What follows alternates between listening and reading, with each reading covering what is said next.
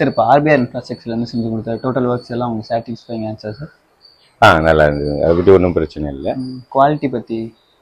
Quality எப்படின்னா அவங்க ஒர்க்குக்கு தகுந்தாப்புல எல்லா நம்ம குவாலிட்டி நல்லா செஞ்சு கொடுத்துருக்குறாங்க. ஆனால் கொஞ்சம் குயிக்காக கரெக்ட் டைமுக்கு செஞ்சு கொடுத்துருக்குறாங்க, அதுதான் முக்கியம். இதில் என்னென்னா ஒரு வீடு கட்டுறது எப்படின்னா ஒரு கனவு வீடு கட்டுறது.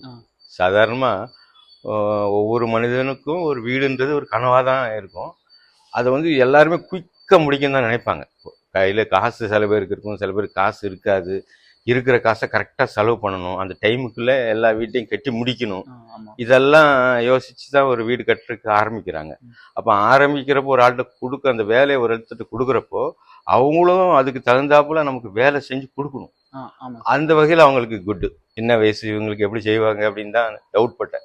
பட் ஆனாலும் நமக்கு சின்ன வயசுலேருந்தே எனக்கு புதுசாக ஒரு ஆளுங்களுக்கு கொடுத்து ஊக்குவிக்கணுன்றதுலேருந்து ஒரு ஒரு உந்துதல் நமக்கு உண்டு.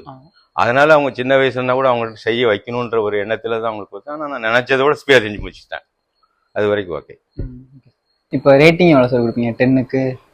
ரேட்டிங் போட்டுங்கப்பா, ரேட்டிங் போய் என்ன இருக்குது, ரேட்டிங் எவ்வளோ வேணாலும் போட்டுக்கலாம். ரேட்டிங்கிறது வந்து நீ கேட்கறதுனால சொல்கிறேன்னா 100க்கு 100 போட முடியுது, அதில் ஒன்றும் தப்பு ஒன்றும் இல்லை.